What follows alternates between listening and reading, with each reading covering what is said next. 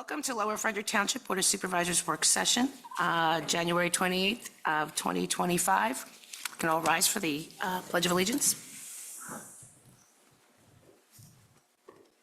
I pledge allegiance to the flag of the United States of America and to the republic for which it stands, one nation, under God, indivisible, with liberty and justice for all.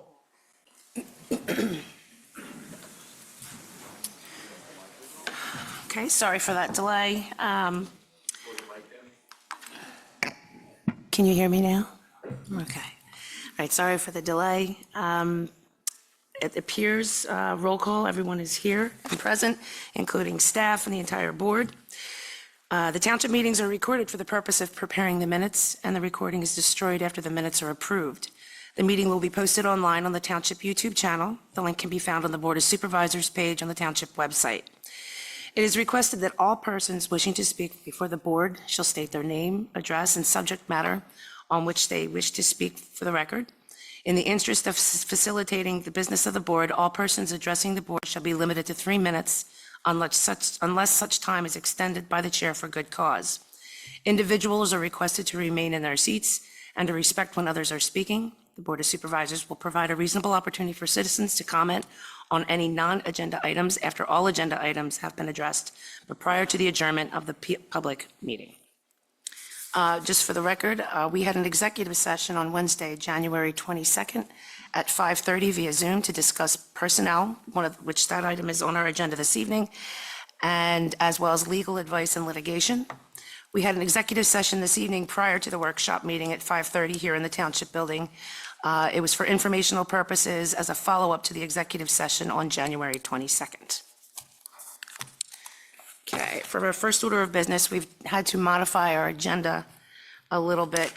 We're moving up item E to the beginning.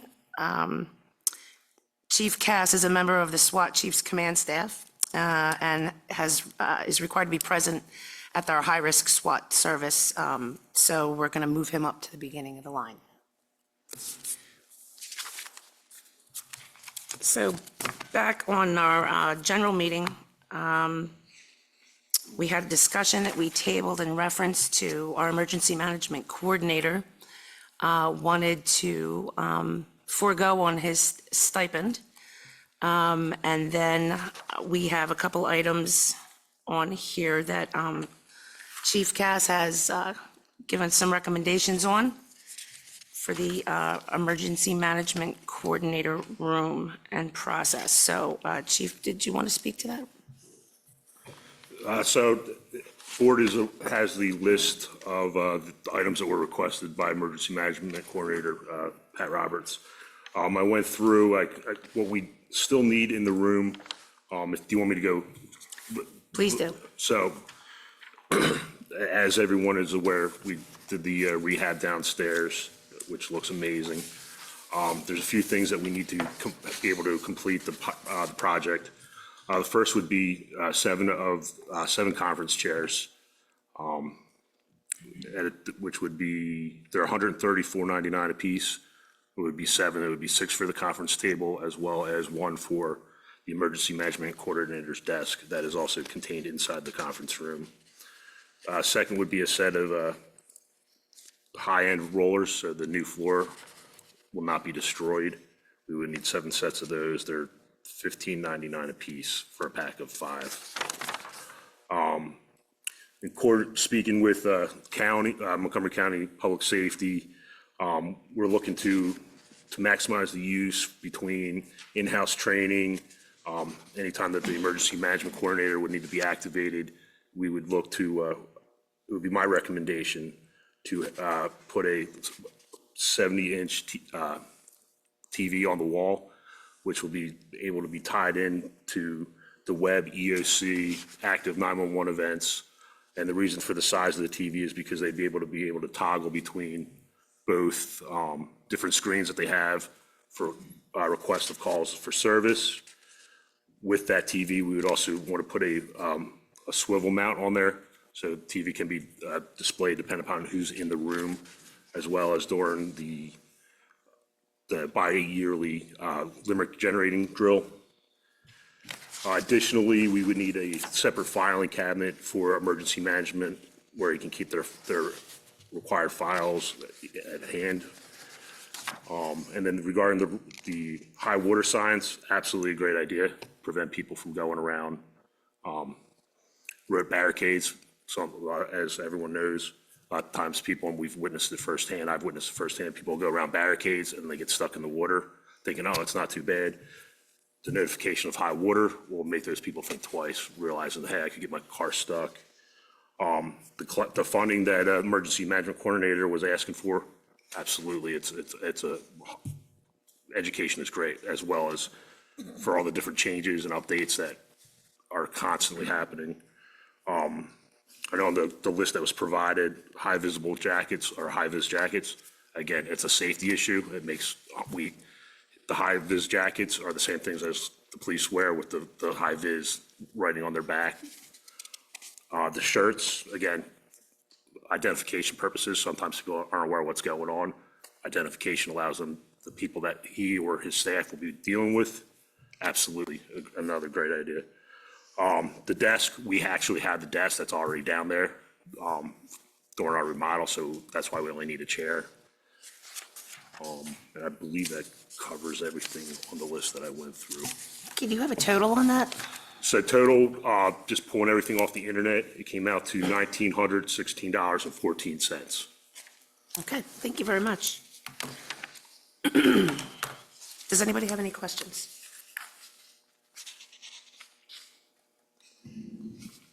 And that includes the TV? That price, the 1916, is the TV. And I priced it around, and the cheapest TV or the most available TV is at Costco. Oh, you said the whole total, that's just the TV? No. Oh, no, that's everything. The TV is Is included in there. included, okay. The TV itself, just for the board's edification, it's $479. And what budget item would this come out of? I'm not sure how the budget, where it Well- would come. I think it might be under the part of the construction or the rehab. I'm not exactly sure where it would Okay. come. I think this is coming out of the emergency management. It's, Not taking a salary. he's not taking a salary, yes. Yeah, that's correct, guys. That was what I presented to you guys, was that it would be out of the 415 section of the budget. Yep. So from what I can see here, based on the figures Jason provided, with the wages, supplies and other services, the budget for emergency management minus what is paid out for phone service is $2,968.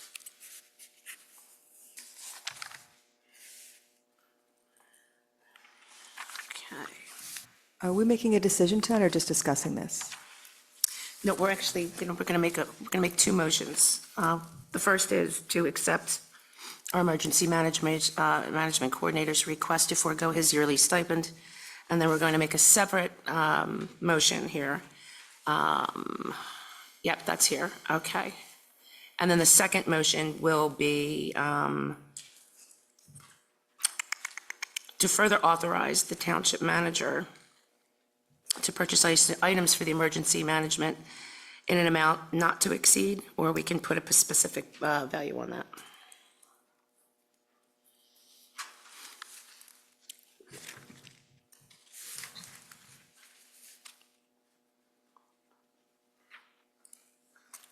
The first one's fairly simple, so why don't we move forward with that? The motion is to accept the Township Emergency Management Coordinator's request to not be paid for 2025. Do I have a motion? Chuck Geiser will make the motion as read by our chair. I will second. Okay, we have a motion by Chuck, a second by Marla. Any other discussion?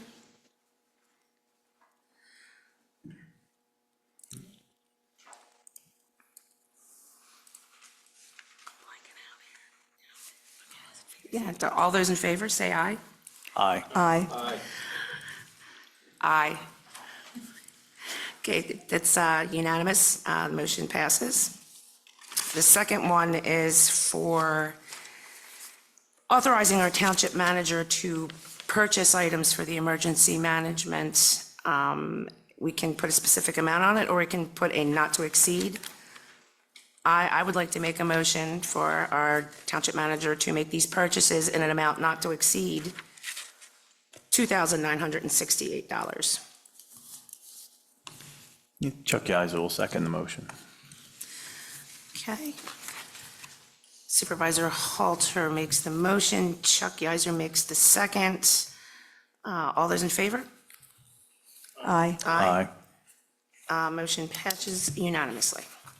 So just to recap, that's the money the township is not, because the emergency management coordinator is not accepting a salary, that's the amount that that's the amount of salary that would have been paid to him that's going toward purchasing these things.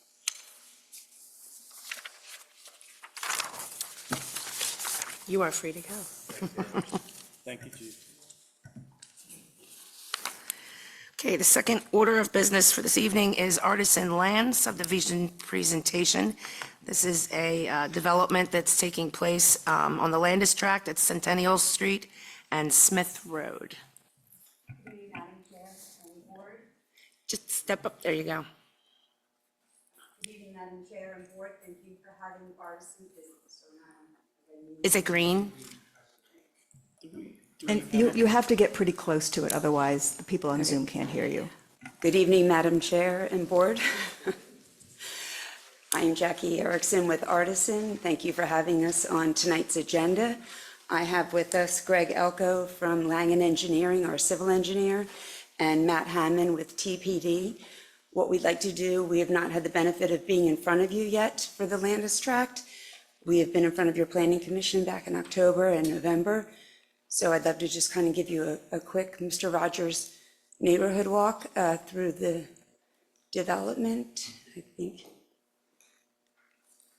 Jason, it was number 1, just the overall plan.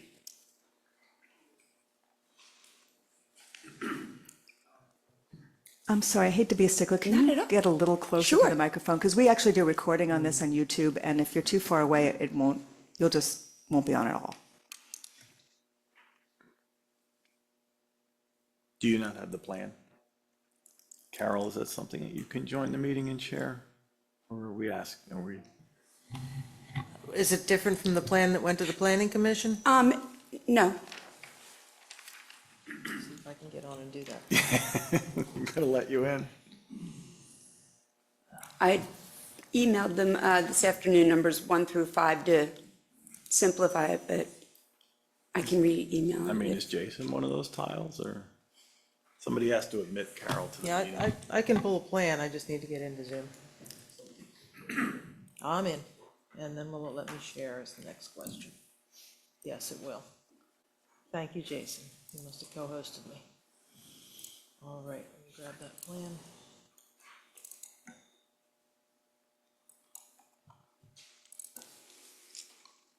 Just so you know, our manager's at home tonight because he's not feeling well, so that's why we're doing things differently tonight. I'm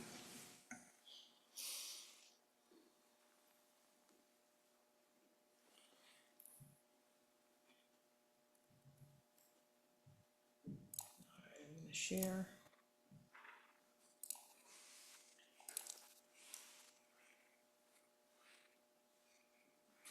All right, there's your plan set, Okay? page 1. Greg, do you mind, Greg, just in that plan set, what page is the overall?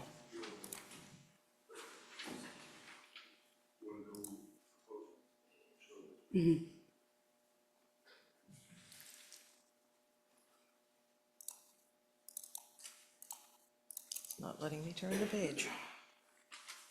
That's strange. Wait a minute.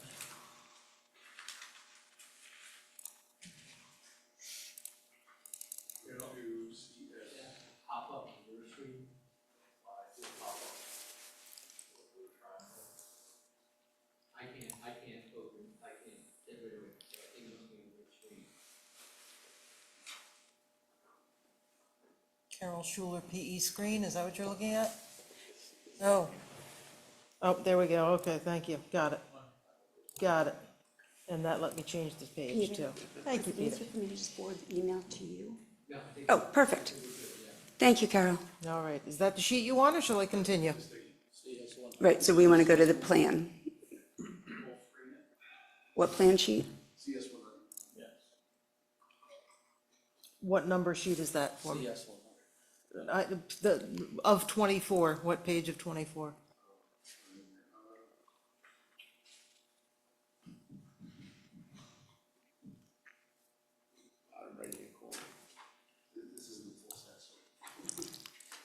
All right, I'll keep going. Try sheet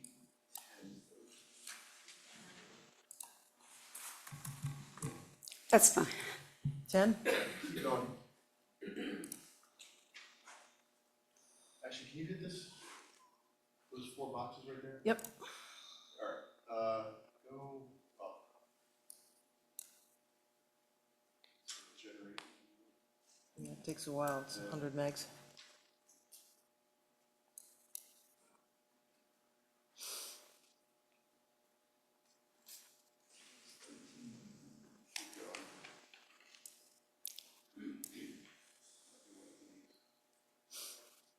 Alright, try number 6.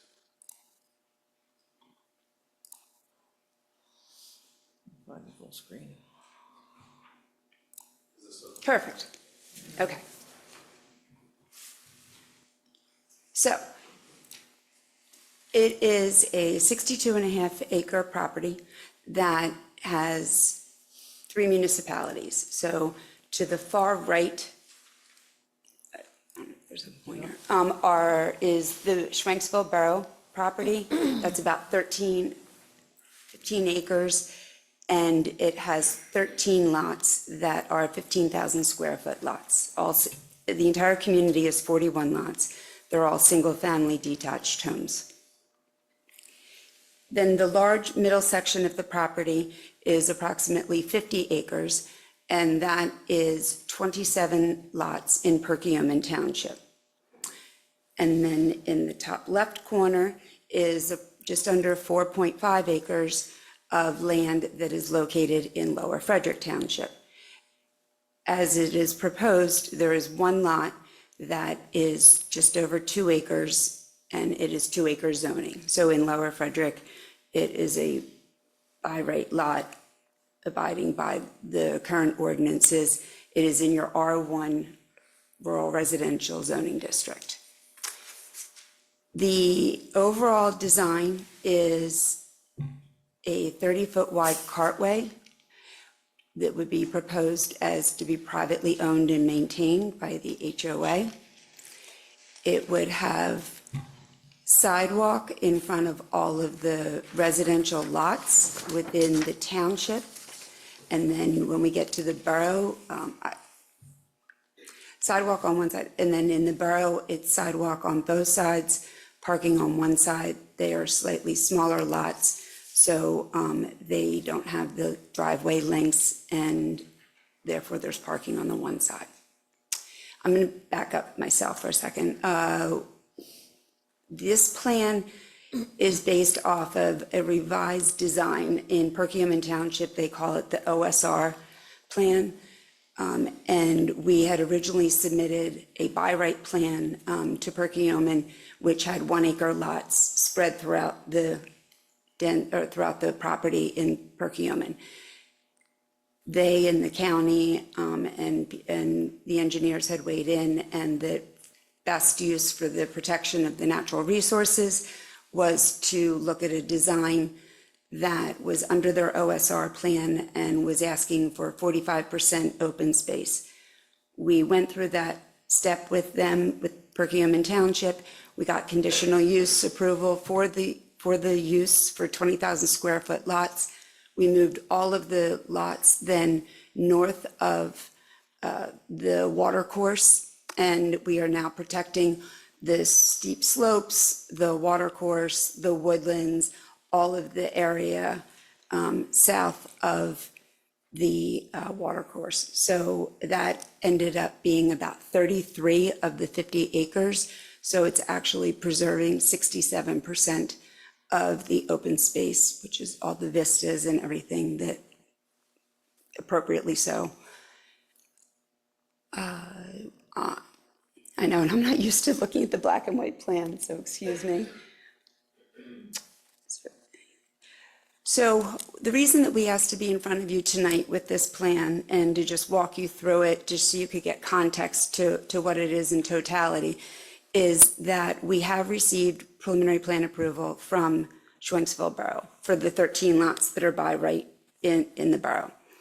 And we, as I said, we've received conditional use approval from Perkiomen. We are in front of them on February 4th, in front of the board, and then we will be back in front of them on March 4th for a vote on preliminary plan, conditional preliminary plan approval. There's a few items that are off-site that I wanted to bring to your attention tonight so that we could have a little bit of clarity from your board. We present it to the Planning Commission. As we know, the property is sitting on Centennial Street, and the part of the property in Lower Frederick also has frontage along Smith Road. The discussion has been what is best for the improvement to the intersection and then along Centennial Street to create, we use the word consistent design and function of Centennial Street as you go from the Smith Road intersection down to the borough frontage that we have. When we went in front of the borough, the big ask was, this connectivity into the schools and down to Main Street. And the topography on the site is steep, and it's a deep ravine that comes down off of the back of the lots at the bottom of the U, and then comes back up as you would come to that 4th Street cul-de-sac in the borough. We investigated many possibilities, and there was no way to put in a trail to get from the back of the property over to the schools. So the best determination that the borough was quite happy with was we have proposed to put a 4-foot wide sidewalk along Centennial Street in the borough right-of-way from our property. So you would come out of our eastern entrance, and then you would go down. There's 4 properties. There's 1 in Perkiomen and then 3 in the borough to connect to the sidewalk that's existing. And then that would give a contiguous sidewalk from our entrance down to Main Street in the borough. So then when we came, and we've been working through the revised preliminary plan with Perkiomen and coming in front of your Planning Commission in November, the request was to take the sidewalk, and I'm sorry that I don't have a pointer, from our western entrance. It wouldn't anyway, okay. Greg's gonna point. So let's see how well we know this plan. Okay, from our western entrance to then, we only have the frontage there along the dark gray area. And then it stops, because this is another community that was done in the early 2000s. It's called 515 Centennial in that interior U. And then ours picks back up again over on the right side. For us to put that 4-foot wide sidewalk within the township right away, and then therefore we would be connecting from our western entrance all the way down to Main Street. And so if that would then leave what our proposal has been to Lower Frederick in our submission, and then with Matt Hammond's presentation that he gave to the Planning Commission, and he'll talk to more eloquently tonight, is at the intersection, we would be widening Centennial and providing the paved shoulder so that when you're starting at Smith, the grand plan is to then be able to have walking connectivity from Smith all the way down to Main Street in the borough. And that's what the global intent is, and that's what we've been working toward. The reason we're bringing it in front of you tonight is that Perkiomen and your planning commission and the engineers appropriately have wanted to, have as much clarity as to what these improvements in the intersection would represent. And in order to then pull the trigger and do the engineering, and because there's 3 municipalities that are all needing to give approvals on the same property, there's just so many moving pieces that it's kind of a chicken and the egg type of scenario. So I will let Nat talk to the improvements, and I'll step to the side. I don't know if,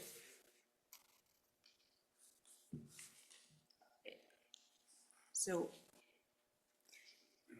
the problem is that the plan, that the TPD, the proposed intersection improvement is not part of that plan submission. So I can, Peter, would it be all right if I forward the email that I'd sent to Jason and Becky? Yes, Can you forward that to me and I can put it up? yes, absolutely.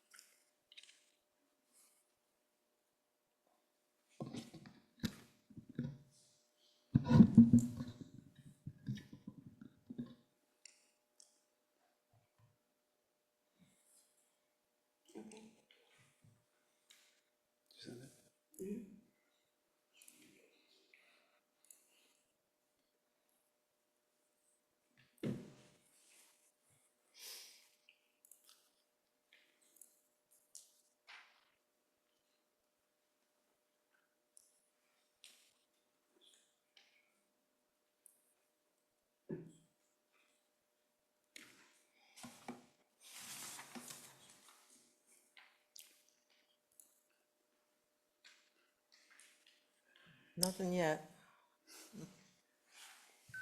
Oh, there it comes. There it is. All right, I've got 5 items here, which, Number 2. thank you.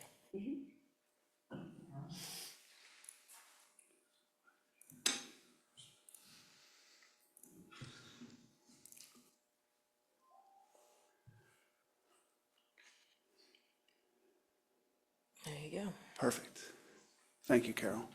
Good evening, everyone. Again, my name is Matt Hammond. I'm with Traffic Planning and Design. What Carol has shown on the screen is, and what Jackie has mentioned, is an exhibit that shows certain improvements that are being proposed in conjunction with the development at hand.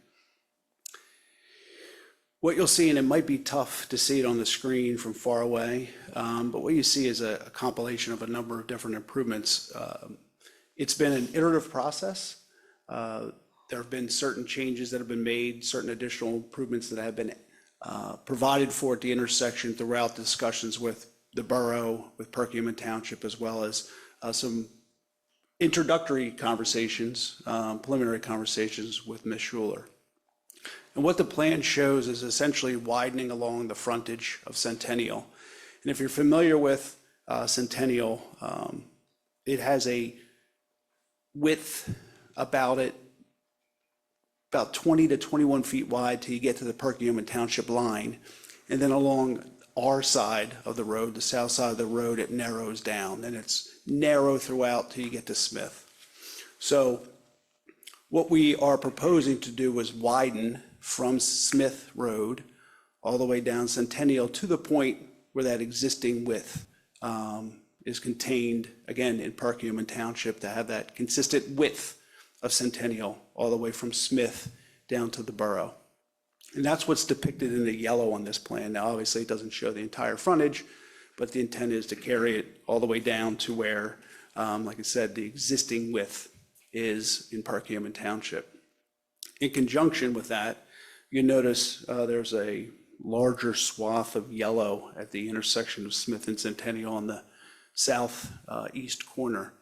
And what that's meant to depict is some of the regrading that would occur in that area. And the main purpose of that, or one of the purposes of that, is to help improve sight distance. That's something that has been discussed with us, whether we were in front of the borough, whether in front of Perkiomen Township, or in front of the Planning Commission, or, as discussed with Ms. Schuler, sight distance has been a concern at that intersection with respect to coming up Smith Road and making that right turn on Centennial. So that shows an area of regrading that would occur. In conjunction with that, we're also made aware of, through Ms. Schuler's review letter, that there's some ponding that occurs at the intersection on the southeast corner. So what is not fully depicted on the plan, but is something that we have committed to do, is provide for an inlet at that intersection and then extend piping from that inlet all the way down to the existing system that is contained within Centennial Road in Perkiomen Township. So in conjunction with the widening, we would look to provide an inlet, maybe another inlet closer to where our western driveway is, and then connect that into the existing system that basically ends right near the border of Lower Frederick and Perkiomen Township. So we have the widening that would occur to provide that consistent width through that area, and also improvements to stormwater through that area. Another improvement that's a little harder to see on here because, again, it's in yellow, again, is a sight distance improvement, and that is bringing the approach of Centennial to Smith Road at a 90-degree angle. Right now, obviously, it's at a much less of an angle, which makes it difficult for people on Smith Road coming south, seeing vehicles on Centennial, and then vehicles on Centennial coming to Smith Road, seeing vehicles to the north and again to the south, but that's being cured by the regrading. But essentially what we're proposing is to restripe that area to provide defined lanes so that when you approach Smith Road on Centennial, you're coming in at a 90-degree angle. And again, what's hard to see is there's two markings on there, and part of the legend. One is red, and that's proposed sight distance, and the one is dark blue, that's existing sight distance. And what you'll notice, and they're just arrows, you notice the existing sight distance in the dark blue arrows is fairly limited when you approach the intersection as it exists today. But through the improvements to the grades on the southeast corner, as well as the realignment via striping, we can improve the sight distance significantly at that intersection to the point where we would meet the PennDOT desirable sight distance standards for a roadway at 25 miles per hour. Right now, you do not meet those sight distance standards. So we would be able to meet or exceed those sight distance standards by widening and then realigning as you approach on Smith Road. The one obvious constraint to anything that you would do here is the house and the wall that exists on the northeast side of that intersection. It kind of limits sight distance, so that's why we want to bring the road up and bring it to a 90-degree angle that helps improve that sight distance in both directions. And then in addition to that, it would be a three-way stop, which essentially it is today, but we would enhance that with pavement markings, stop signs, and the like. I am aware the Montgomery County Planning Commission did review this application and did make some suggestions with respect to alternative approaches or alternative improvements to the intersection to help bring Centennial more in line with either Smith or improve on some of the sight distance constraints. I did have an opportunity to look at them.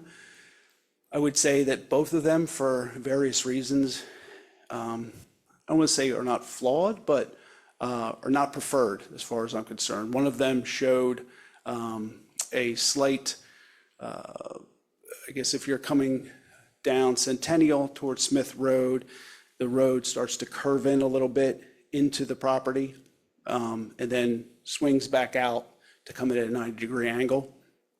Again, That option does exactly the same thing that we're doing, but for the fact that it introduces an S-curve into the road and requires a pretty significant amount of work to be done, again, in my opinion, for not much of a gain. The other option that they presented was taking Smith Road and essentially having Smith Road curve into Centennial and make that a through road. So basically, you're not stopping on Smith. It's almost as if you're on the Smith and Centennial are the same road, if you follow me. And then having Smith Road on the north side come in further down and come in at a 90-degree angle. Does everyone follow me? I know it's kind of tough. Right, so my concern with that is that's a significant amount of work that would need to be done. Not a lot of difference from a benefit standpoint to what we're proposing. And then on top of that, my concern would be our driveway would now be on the inside of the curve, which would limit sight distance in both directions because it would be a through movement now on Smith and Centennial versus them stopping today. So I do have some concerns with those. Obviously, this is just, we're here to garner some feedback from the township, and we do have a process to go through, and I'm going to continue to coordinate with Carol. We've known each other for a long time and done some projects together in terms of, working on different sides of the table. But we think those improvements themselves will be a significant benefit. I would also point out that, as you'll see as labeled here, we are also proposing to dedicate right-of-way along the frontage of Smith Road that is in accordance with the township's ordinance. And the township ordinance requires a 25-foot half-width ultimate right-of-way along Centennial. However, there is a jog. If we were to dedicate that 25-foot of ultimate right-of-way, there would be a jog in the right-of-way when you reach Perkiomen Township. Perkiomen Township is 30-foot, so we propose to make that a consistent ultimate right-of-way all the way down and dedicate 30-foot half-width versus the township ordinance requirement of 25 feet. As part of this, we've also completed a traffic study to put it into context and looked at, how the intersections operate. That was part of a submission we've made to the borough and both townships. And the 41 single-family homes, we would anticipate to generate about 33 trips in the AM peak hour, the one highest hour in the morning, and about 42 or 43 trips in the afternoon peak hour. And when I say trips, essentially it's one car entering the development and one car exiting. That's 2 trips. So 33 trips is about 1 new trip every 2 minutes, and 43 trips is about 2 new trips every 3 minutes that would be added to the roadway. And that wouldn't necessarily all be concentrated at the intersection of Smith and Centennial. It would be exiting out the development and going right down towards the borough, or coming in from the borough, exiting out left and going down to Smith and Centennial. So it will be dispersed as it left the development. But based on the analysis that we did, we're proposing to add at maximum, which is the PM peak hour, about 16 trips to the intersection of Smith and Centennial in 1 hour. So about 1 every 4 minutes we'd be adding to that intersection. So not a significant amount of traffic, in my opinion, that would be added to the intersection. We also went through and looked at how everything would operate, and based on the improvements that we're proposing, the amount of traffic that would be generated by the 41 lots, it would operate fairly well. I would also add that there was a comment made in Ms. Schuler's letter about truck restrictions and how there's truck restrictions currently on both ends of Game Farm Road. And there was a concern that because of the narrowness and the vertical and horizontal curves that exist on Smith Road north of Centennial, that it may be a good idea to look at possible truck restrictions on that leg of Smith Road as well. At the Planning Commission, and through my conversations with Ms. Schuler, the applicant Artisan has agreed to fund the necessary analysis and study so that the township could post that section of Smith Road for no trucks, which seemed to be a benefit based on some of the discussions I had with Ms. Schuler, and then obviously one of the comments made in her review letter of the November, was it, Carol? It was November 8th review letter, yes. So, with that said, I'm just going Yeah, to go ahead. tandem onto that. It's easier once I'm listening to you. So in the context of what is best for the overall property and the existing conditions and what we're looking to do, there was a sheet number 3, I think in your packet, was TPD's second page. Carol, it's labeled number 3, which describes what Matt was just walking you through. And what I want to point to is, so Matt had addressed that we have agreed to have Langen start to work on the engineering to pick up the existing ponding issue at the corner of Smith and Centennial. And I know that back in 2014, when Perkiomen was doing their inlets along Centennial, there was discussion between the two municipalities. So what our overall, I call it package, proposal for the benefit of all of the municipalities is to pick up the stormwater that's ponding at the intersection. It would be piped along Centennial. We would add the appropriate 2 or 3, appropriate number of inlets along the Lower Frederick frontage. It would then tie into Perkiomen's inlet. Perkiomen's inlets would be converted from M tops to C tops, because then we would then start sidewalk coming out of the western entrance, and then it would be curb and then a 4-foot wide sidewalk with then C-top inlets running down as it then goes down Centennial. The other major improvement that we are proposing is that there is an existing culvert that goes across Centennial Street, closer to our other entrance. We have proposed that we would take on the full responsibility of that replacement, and that would then be an elliptical. I will let Greg speak to that if you're interested with questions, but that was not our full ask and responsibility with this plan, but in the global benefit for all the municipalities and for the property and for the development, it's what we've proposed. So that would then be into the easement that crosses over Centennial and then drains down towards the borough. So really, it's addressing the road concerns, and it's also addressing the existing stormwater concerns, and then the circulation for how does it really all tie together and kind of feel that it's giving the best benefit to all municipalities and all the residents, existing and future, that would be using it. So I just wanted it to kind of, that's how it ties together.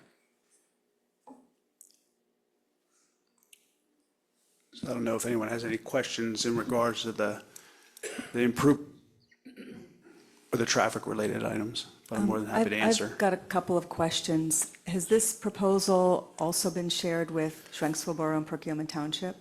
So they're already aware of this specific proposal? Yes. And what is their reaction? I believe through the latest review letter, and I didn't read it in detail, I just received it, but I believe the Perkiomen Township had asked just to continue the coordination between the municipalities, knowing that the roadway improvements that we're proposing are within Lower Frederick Township, but just continue the coordination of those improvements. And sorry, I have another question. So you're going to be widening the road. Will that widening help create a kind of turn lane? Because that is a very narrow street and 25 is the speed limit, but people don't go 25. And I'm just wondering, will that help create a kind of a turn lane? And how far is that from the intersection? And lastly, what additional stormwater considerations will you need to take into consideration with that extra impervious surface on the road? So to answer your first question, the additional widening will not accommodate a turn lane. You would need to widen at least another 11 feet along not only the Lower Frederick frontage, but all the way through down to the But borough. will it help a little bit Oh, absolutely will for help. cars to kind of move over? Absolutely, it will Okay. help, because right now, that section of Centennial in Lower Frederick is narrow. It's almost. Very narrow. It's almost not narrow enough, it's almost not wide enough for two vehicles. So what we're proposing to do is make that wider and to make it easier for two vehicles to pass one another on Centennial. So that's absolutely what we're trying to accomplish. The distance of the widening, is that your, so we're, No, the line of sight, if people are coming in and out, to get in and out of the development, how far is that from that intersection? I don't, yeah, I have to look at, if you bear with me, let me just get my scale. And your stormwater question, as far as, have we addressed the appropriate measures, is that, Yes, with the additional impervious surface. oh.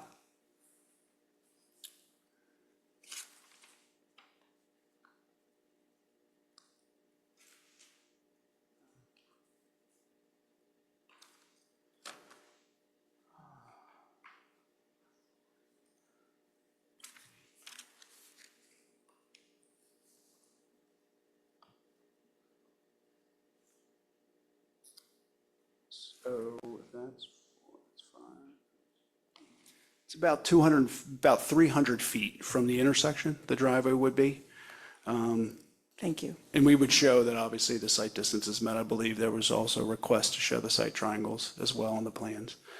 As far as the stormwater, absolutely. So anytime you have impervious coverage, you have to accommodate for that. But right now, it's all sheet flowing off the road, and in fact, it's our understanding there's some ponding at the intersection, so by adding the stormwater controls as well as the inlets, that will help not only to accommodate the existing stormwater, but the additional stormwater relating to the widening being proposed. Welcome. So what's happening is the water's leaving the corner, going to Perkiomen Township's inlet, going through their inlet, going to the borough's inlet, turning, and then crossing the road and going into the mill race, which then continues down underneath the post office that they just repaired. Am I correct?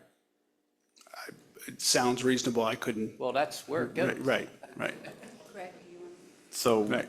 so my question to you is, having sat in a meeting for a different development across the street a few years ago, there were a number of residents who said there's already excessive water coming down. As we know, as Terry just said, the bank was just repaired, the post office just repaired, and the bank was flooded. So have you coordinated with Schwenksville in adding all this water going down the hill? Because that's a big question in my mind, although it's not in our township. I do think it's a question that needs to be responded to. The other question that I had regarding site distances, I just wanted a clarification. You had said that your improvements to the intersection would then make you compliant with PennDOT's requirements, right? For Yes, site sir. distance. But then again, that site distance is based on a posted speed limit of 25 miles an hour. Correct. Okay, just make sure I understand, because Yeah, so, yeah, and just. nobody goes that speed limit. No, understood. And just to be clear, so there's two different types of site distance that PennDOT looks at. It's called the desirable site distance. The desirable site distance is just that. That's the desired. You want to meet or exceed the desired site distance. That's based on posted speed. But in situations like this where you have constraints and issues, PennDOT does have other site distance requirements, and they call them the SSSD, or the safe site stopping distance.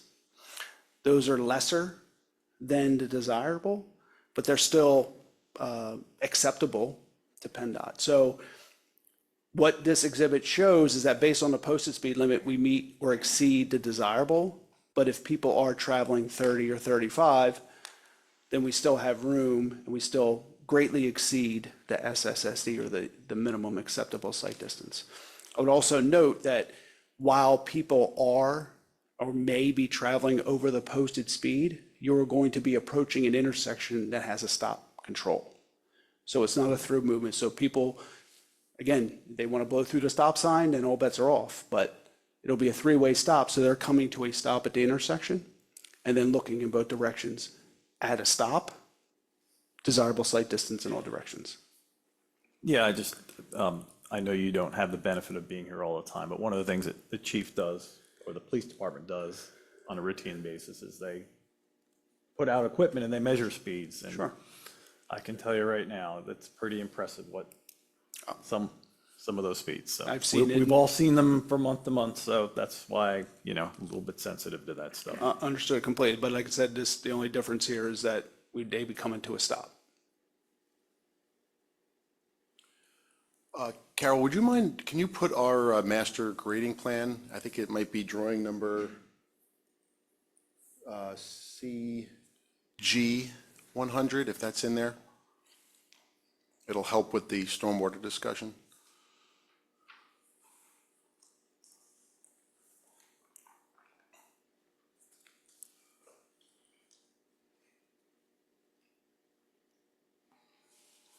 Is this on what she emailed me tonight, or your No, original, the your original previous, plan? yeah. Going back to what we were looking at before.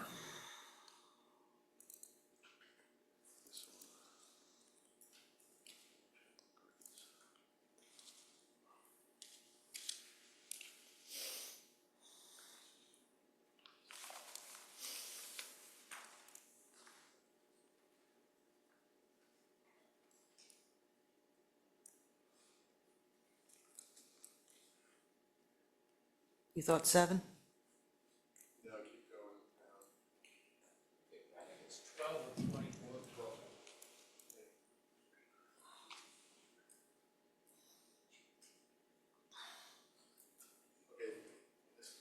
Can you zoom in that? Yep. Again, I'm sorry, Greg Elko from Langen Engineering, good evening.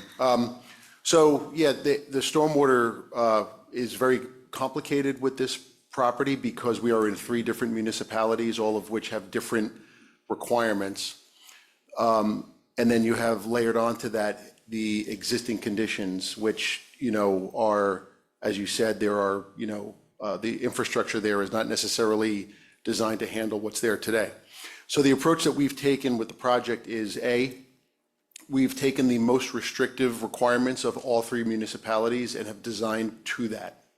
So if Perkiomen is more restrictive than Lower Frederick, we've used Perkiomen's, and vice versa, all 3. And there's a table in our stormwater report that shows what each of the 3 townships' requirements are, and we've highlighted the most restrictive design element, and we said this is what we're designing to. What you see on the plan is that there are 11 stormwater basins on the property, and that is mostly to accommodate the runoff from the development of the site, but it's also to control the runoff going off-site. We are ringing that U-shaped property with stormwater basins because right now the entire field drains into that U-shaped property and the tributary that goes underneath Centennial and in the locations that were stated before. So comprehensive stormwater design. And then B, we are also proposing off-site improvements. As was mentioned before, there's a culvert underneath Centennial that's very undersized. It's 24 inches right now. It can only pass the 5-year storm under present conditions. And so we're replacing that 24-inch culvert with a 34 by 54 horizontal reinforced concrete culvert so that it can safely pass the 100-year storm from everything that's draining to it. And that's with our stormwater facilities within our property. So we're actually holding back stormwater more so than what we normally would because of these conditions and because of the different municipal constraints. And then finally, to answer your question about flows in Centennial, we are accommodating any additional impervious from the widening, which actually is working against us because we can't control those flows. We can't put a basin in the road where we don't have right-of-way. So any flows that are coming off of the road widening, we're designing to pass, and then we're just holding that much more back on site so that we can get that road drainage off the property safely. And so there's layers upon layers of over-design here because of the different municipalities and the existing conditions that are there at the site.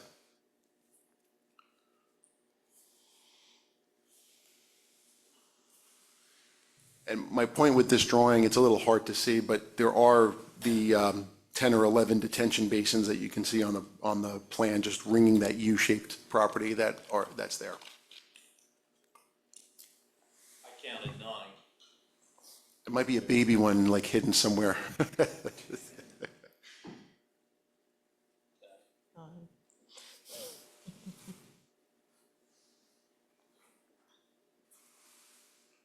10th one. You got it? 10. Are they feeding each other, these top ones? Some of them are. They start at the top and then they feed into the bottom ones, work their way down? They have to, yeah, yeah. All right. We're trying to get that flow around that U-shaped property and Yes. controlling it. Okay.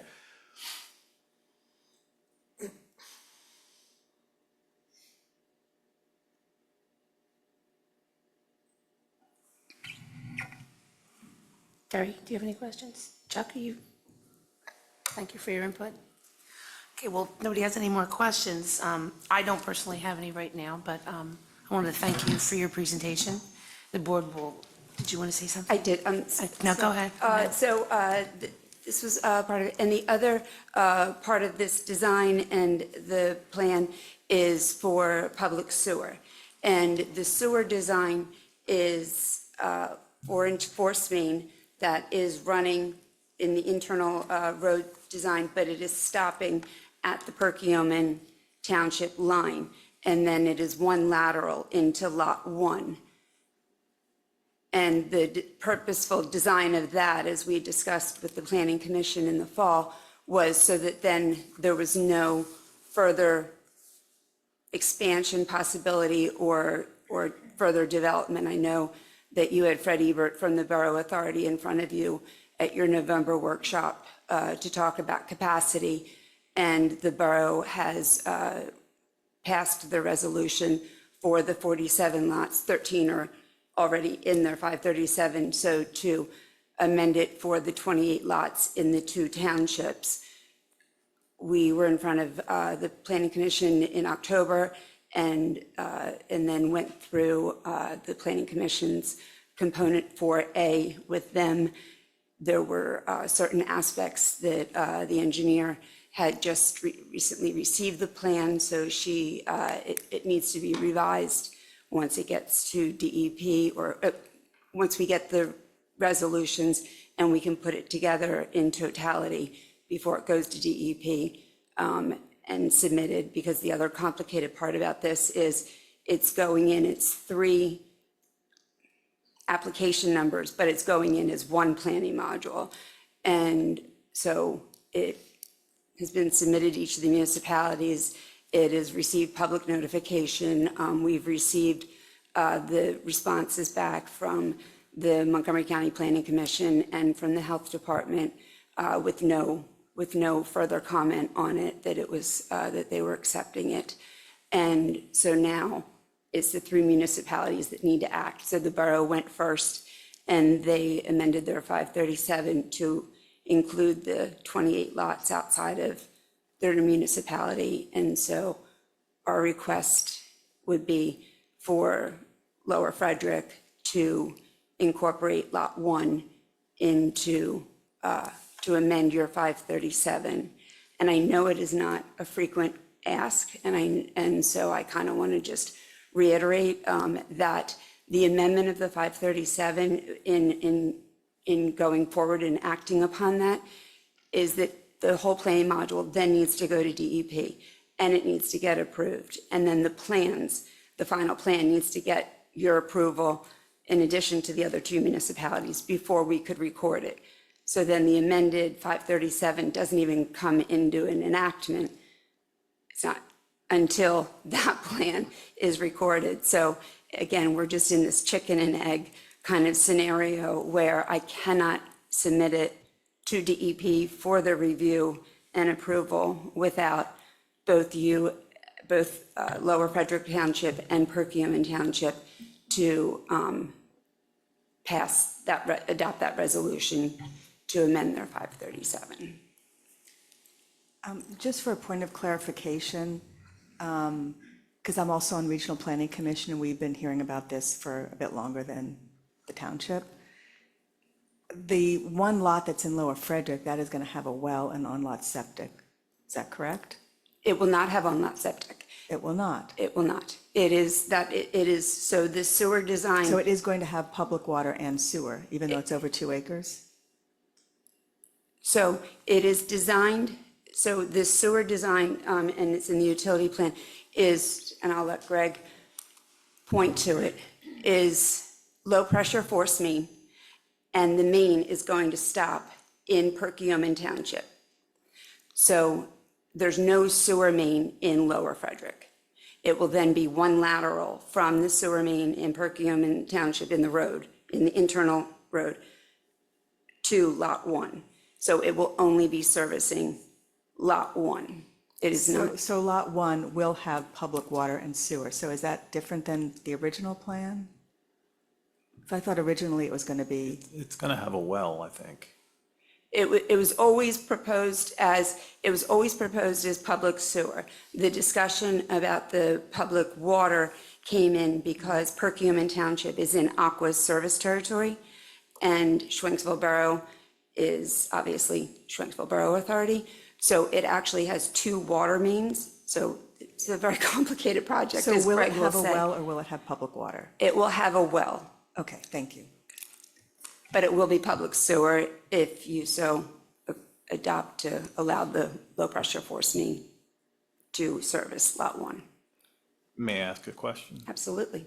Can we require that it's on public water? No? Okay. I mean, just the concept of drawing water out of the ground and sending it down the sewer is not really the right way to handle water, right? In my opinion, but. Our public water is not Aqua, so Aqua couldn't supply it. That would, that would be complicated, let's put it that way. And then I'm assuming that would then require SBA to put a single line way up to service one house. Well, isn't it going to be across the street already? No, because SBA is only serving the ones way down The here. 13 lots down in All the, right, within the sorry. borough. So right. that's why it, Yeah, just philosophically, having a well and a sewer is probably like the worst thing you can do in terms of groundwater discharge. So I just thought if there was an easy way to avoid that, that would be the way to go. it came up Groundwater in the recharge. fall. It's more of a legal Got it. wrangling than it certainly wasn't our proposed design. So Just have to ask the questions. it's between Aqua and the Borough Authority. Yeah. So as far as us amending the 537, that's a cost that you'll reimburse us for? Yes. Okay. And the reviews are being, part of our escrow. And as I said, both the Montgomery County Planning Commission and the Health Department have both reviewed the planning module and the design and did not have further comment on it. So, Sorry, just to follow up on that discussion, what Yes. about those houses across the street on Centennial? Are they on public water? no, those houses, you had amended your 537 the last time in 2014. No, my question is, do the houses across the street on Centennial, are they on SBA? Like that house on the corner, the house next to it, are they So on? you're, right, they are on wells, and right, and they're all addressed in your, when value engineering had done your.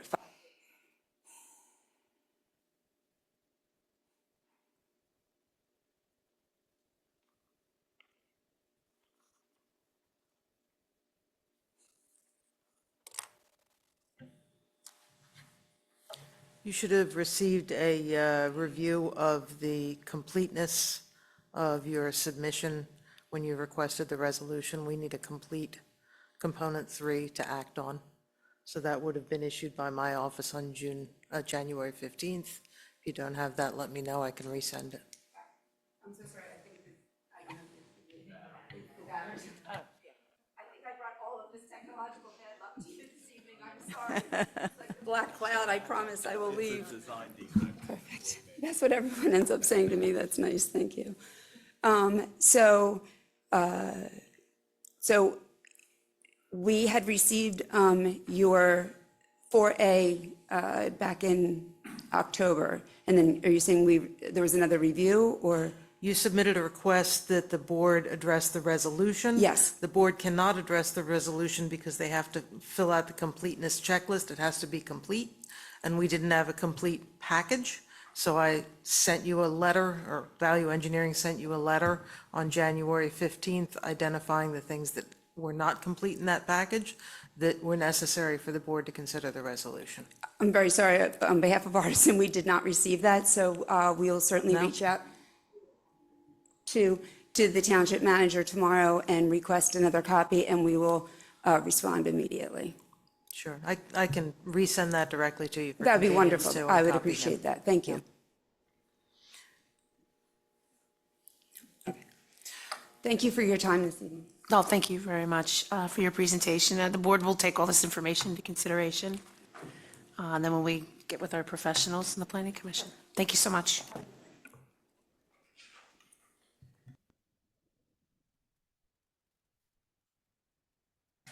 have it. It's gonna change 18 times before it actually gets built. Because that's what happens. Yeah, it's like, why don't they just not build there? Keep our township out of it. Well, they still need the road, I Yeah, guess. right.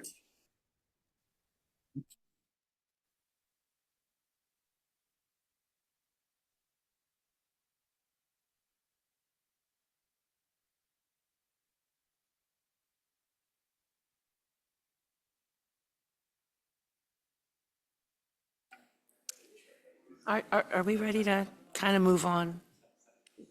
Okay, all right, before anything else weird happens. Our next item of business on our agenda this evening is authorization to advertise the 2025 equipment bid, Carol. I think that's me. Thank you. I think that's you. All right, so this year's, we advertise the equipment bid annually. This year, we,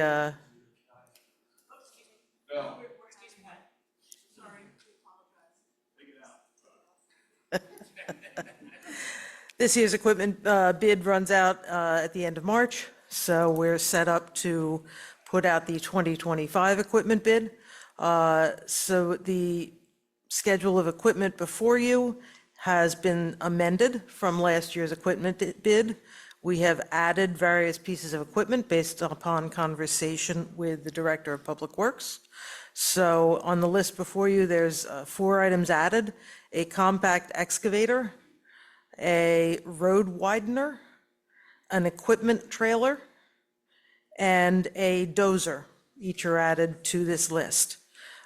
So with the authorization of the board, we will finalize the Form MS 970 and the advertisement for this project so it can be advertised in the local newspaper. My target date would be a bid opening of February 25th, if it is so authorized this evening. Okay, does anybody have any questions about this? Just a quick question. So thank you, Carol, and Jason, whoever worked on putting this together. The equipment trailer, is that to haul a piece of equipment that we're putting in this bid? So that is to haul a piece of equipment. There was conversation about renting pieces of equipment, about just the Public Works Department renting a piece of equipment, rather than the equipment and operator that we're normally renting. If Public Works were to rent equipment, they don't have a trailer that's strong enough to move it. So this trailer being in the bid would allow them to reach out to the winning contractor and say, hey, I need this piece of equipment that I rented to be moved from point A to point B. Okay, that makes sense. Because otherwise, the equipment couldn't get here if we're renting it from the bid contract. Okay. And was there any discussion for any plowing within this equipment, or we're not quite there yet? So that isn't in this, and that's with great thought. If we added plowing to this equipment bid, it would limit your pool of bidders for plowing. Okay. Because there's a couple of great contractors in this area that have access to all this equipment. I think you've got a greater range of contractors that would have ability to talk to you about just snow plowing. Thank you.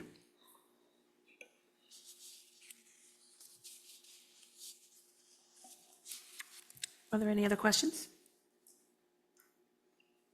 Okay, would anyone like to make a motion? I will. I move to authorize the advertisement of the 2025 equipment bid by the township engineer. Do I have a second? Okay, we have a motion by Marla, a second by Terry. All in favor? Aye. Aye. Okay, it's unanimously passes.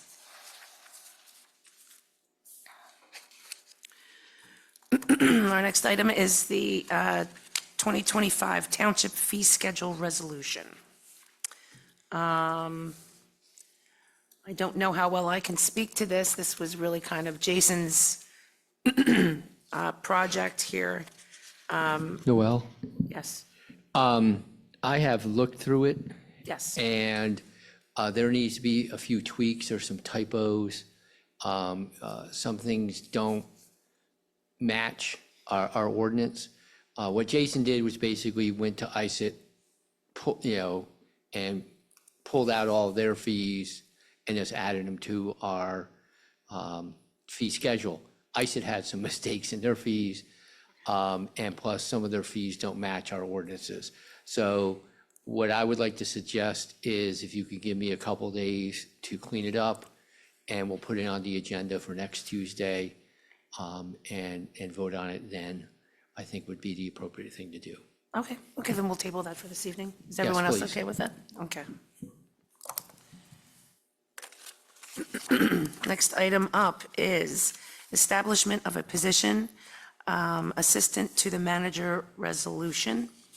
As part of one of our executive sessions, we had a discussion over one of our employees. I'm sure you're familiar with her. It's Rebecca Strawbridge in the front office. As discussed, we're creating this position for her to better describe her job and the ability to add additional duties as time goes by and to give her a salary increase. So her current wages are $48,202. We would like to increase her income to $53,000 a year, and we will be making that retroactive. We have a job description worked up for her, memorialized. I guess I'm looking for a motion to adopt Resolution 2025R, creating the position of Assistant Manager and further raising Rebecca Strawbridge's annual salary to $53,000 effective and retroactive. Does anyone have any questions or comments? Retroactive to January 1st? January 1st of 2025. And what is the resolution number? What are we up to? I don't know. I don't have Does that. anybody know? Provides that. He usually provides that. We do not have that resolution number. You can use 03 because we kind of took the fee schedules, got 02. So resolution R03. R03, okay. I will make the motion. I move to adopt Resolution 2025 R-03, creating the position of Assistant to the Manager and further raising Rebecca Strawbridge's annual salary to $53,000, effective and retroactive to January 1st, 2025. And I will second that. Is that okay, Peter? All right. Okay, all in favor? Aye. Aye. So just to say that Becky's very well deserving of this promotion. In the past year, I've noticed since I've been on the board, she's a highly motivated individual. She takes on some very complex responsibilities. And she's very resourceful and very well regarded by the public and the staff here in the township. So congratulations, Becky. And it looks like she's on. Thanks, Becky. Okay. Next item is the Regional Mutual Aid Agreement for Emergency Services.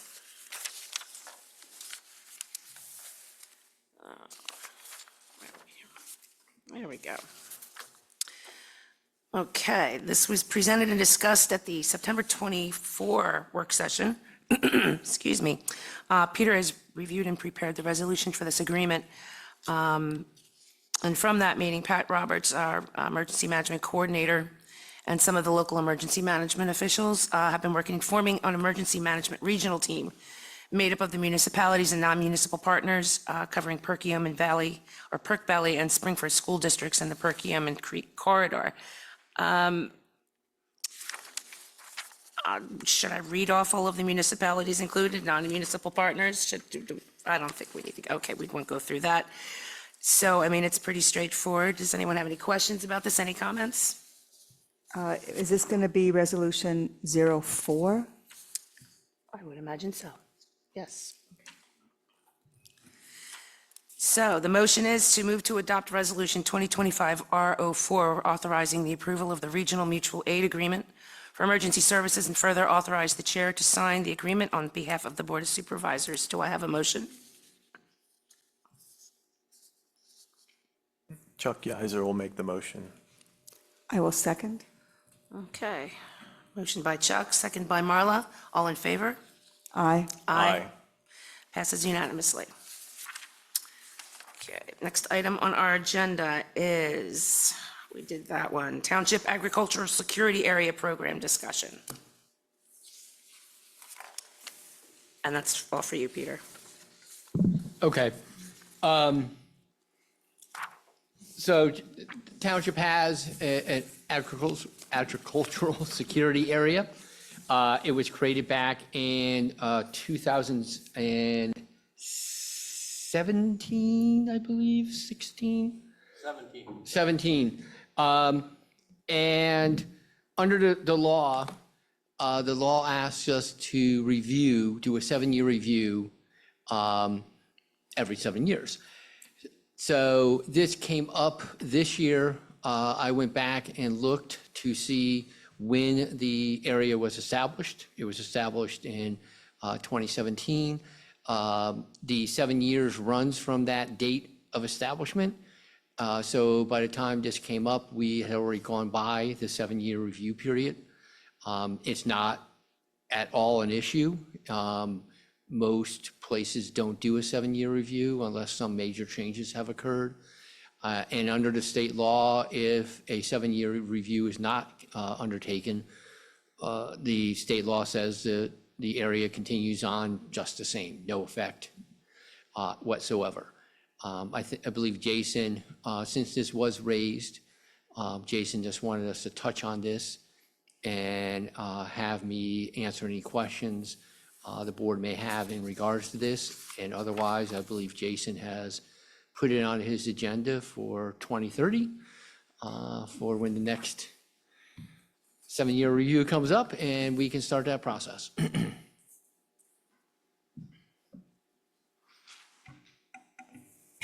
So I don't have any questions, and thank you for looking into it. Initially, we were thinking we were internally going off of a 2018 resolution, but that was after the initial creations. That's why the 7 years was missed. Looking over all of the properties in the ASA, there's a few that would no longer be eligible, 20 acres around there or less. There's a couple properties that are in the Upper Frederick ASA because we didn't have one when they joined that. So there's definitely some updates we can make. Nothing too major. So I mean, I guess I would recommend in the coming months we'll have an ASA meeting to discuss these and then come back to the township with recommendations. Okay, perfect. Thank you, Terry. Okay, well, that concludes our business. Do we have any public comment?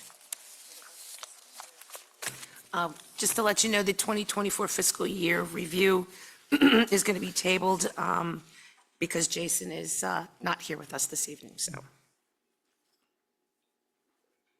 So we're on public comment.